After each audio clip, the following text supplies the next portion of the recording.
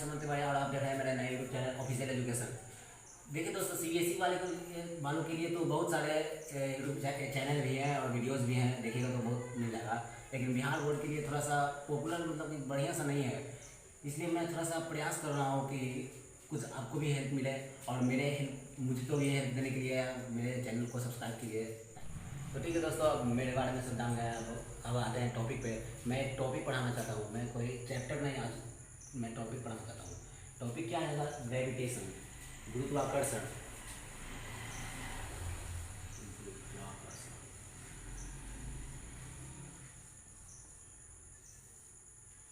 Gravitation हो जाएगा।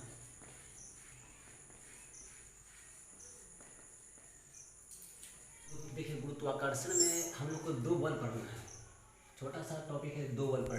तो पहला, तो उसमें से पहला हो जाएगा गुरुत्वाकर्षण बल। देखिए दिख रहा होगा गुरुत्वाकर्षण बल।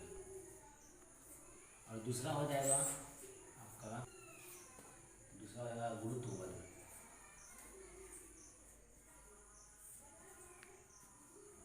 देखिए दोनों तो एक साधारण बल ही है, इसमें कोई ज़्यादा फर्क नहीं है।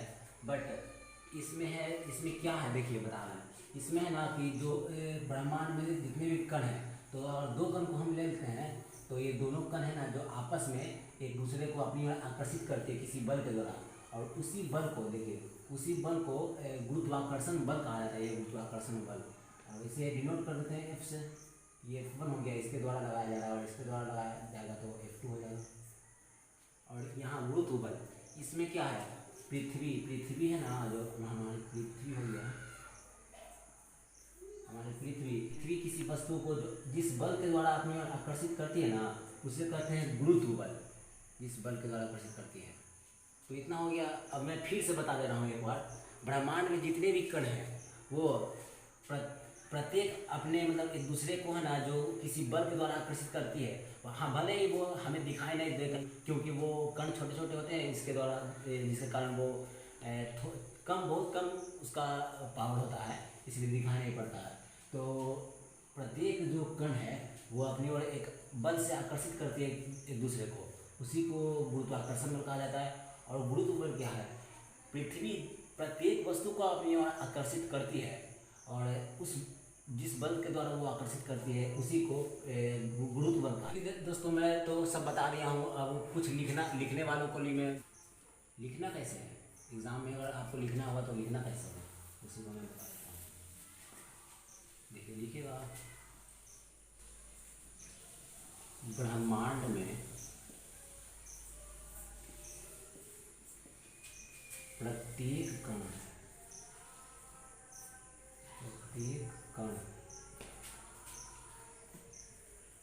एक दूसरे को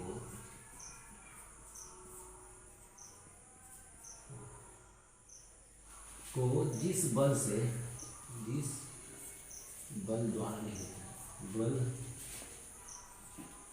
द्वारा अपनी ओर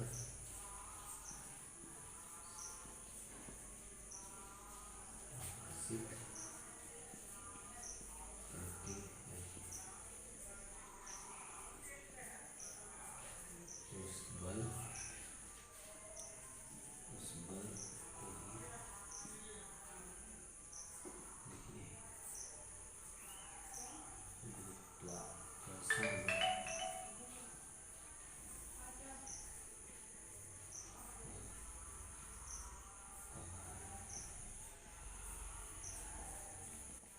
ब्रह्मांड में प्रत्येक कण एक दूसरे को जिस बल द्वारा अपनी ओर आकर्षित करती है उस बल को ही गुरुत्वाकर्षण बल कहा जाता है। तो ये आपको समझ में आ रही होगी, आप नोट करना चाहेंगे कर लीजिएगा। तो आगे बढ़ते हैं गुरुत्व बल की ओर। अब इसको कैसे लिखेंगे, देखिए सिंपल सा वे में लिख देते हैं।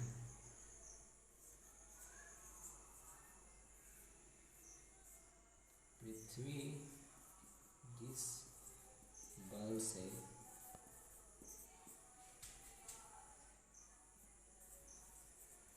किसी वस्तु को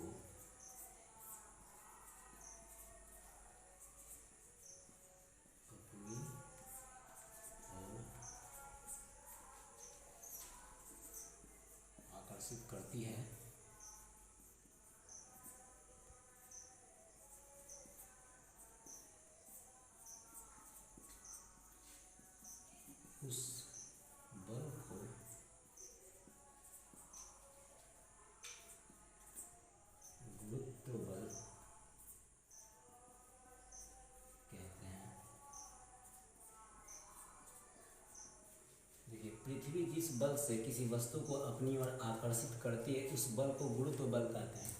गुरुत्वाकर्षण में जिन जिन महान वैज्ञानिकों का जो योगदान था उनके बारे में मैं पहले बताना चाहता हूँ गैलीलियो गैलीली के बारे में। पहले इनका जन्म देखिए, गैलीलियो गैलीली।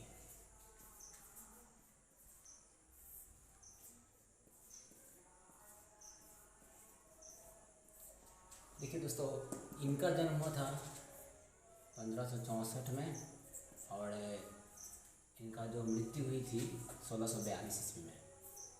अब इनके ये क्या है देखिए, जब ये बताए थे ना पहले, यही अध्ययन किए थे कि स्वतंत्र रूप से पृथ्वी की ओर गिरती है तो उसे हम एक समान त्वरित गति कहते हैं उस गति को। तो उस गति के बारे में यही ने पहले सबसे पहले अध्ययन किया था। तो क्या है, एक समान त्वरित गति, एक समान त्वरित गति, इसके बारे में लिख देता हूँ। स्वतंत्र रूप से पृथ्वी की ओर, पृथ्वी हो जाएगा, पृथ्वी की ओर गिरती हुई वस्तुओं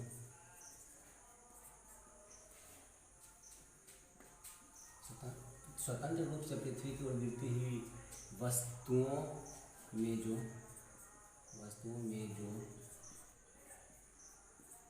गति होती है उसे एक समान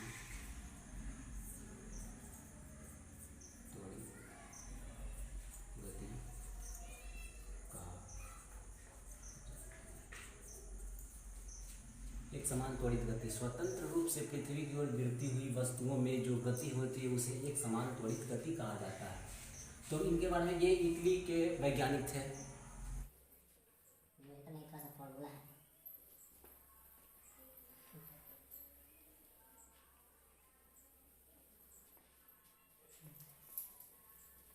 कर्षण में जो मेन फार्मूला है जिस पर सभी फार्मूला आधारित है, तो मेन फार्मूला को बता देता हूँ लोग कैसे डिफाइन करना है। और जो दो कण हैं, दो कण ये लेंगे और इसका मास हो जाएगा, यानी वेट भार हो जाएगा m1, भाग नहीं कर सकते, इसको द्रव्यमान कर सकते हैं एक्चुअली। इसका द्रव्यमान m1 हो जाएगा, इसका m2 हो जाएगा और इसके बीच की दूरी हो जाएगा r², ठीक है। और इसके द्वारा F बल लगाया जा रहा है, इसके द्वारा भी F बल लगाया जा रहा है। F का वैल्यू निकालना है यहाँ से, कैसे निकलेगा देखिए। जो F है, जो बल है, वो इन दोनों के मास के यानी द्रव्यमान के गुणनफल के समानुपाती होता है। तो F समानुपाती m1 इंटू m2 हो गया। और F फिर से F हो, F इन दोनों के डिस्टेंस, जो दूरी है, इन दोनों की दूरी के व्युत्क्रमानुपाती होता है, वर्ग के व्युत्क्रमानुपाती होता है। तो देखिए F व्युत्क्रमानुपाती 1/r² हो जाएगा। अभी इसको सिंपल वे में लिखते हैं, एक साथ लिखने पर, ये समीकरण 1, ये समीकरण 2, एक साथ लिखने पर F समानुपाती हो जाएगा m1 इंटू m2/r²। अब इसको इक्वल करना है, तो इक्वल करने के लिए यहाँ पे एक कांस्टेंट आएगा, इस कांस्टेंट का नाम है, देखिए लिख दे रहा हूँ, F is equal to g m1 m2 into r²। G यहाँ एक कांस्टेंट है, इसे कहते हैं गुरुत्वाकर्षण का सार्वत्रिक नियतांक। और इस g का वैल्यू होता है, देख देते हैं, g का value 0.67 into 10⁻⁻11 newton metre square पर किलोग्राम स्क्वायर। तो अब ये इससे निकल जाएगा। तो अभी मैं फिलहाल इतना ही बता रहा हूँ। और एक और देख लीजिए यहाँ पे, एक जी, ये जी है छोटी जी, ये होता है गुरुत्वीय त्वरण ड्यू टू ग्रेविटी, एक्सीलरेशन होता है। तो इसे कहते हैं गुरुत्वीय बल, पृथ्वी द्वारा जो लगाया जाता है। इसका वैल्यू तो कांस्टेंट होता है सभी जगह। इसका वैल्यू होता है एक्चुअली 9.8 मीटर पर सेकंड स्क्वायर, क्योंकि ये त्वरण है इसलिए त्वरण का ऐसा यूनिट मीटर पर सेकंड स्क्वायर, इसका हो जाएगा न्यूटन मीटर स्क्वायर पर किलोग्राम स्क्वायर। दोस्तों आज के लिए इतना ही, क्योंकि आज ज़्यादा पढ़ाता हूँ तो फिर बोर हो जाएंगे, इसलिए मैं यहीं पे अब वीडियो रोक देता हूँ। अब आगे मैं कल भी एक वीडियो बनाऊँगा, तो मेरे चैनल को सब्सक्राइब कर दीजिएगा।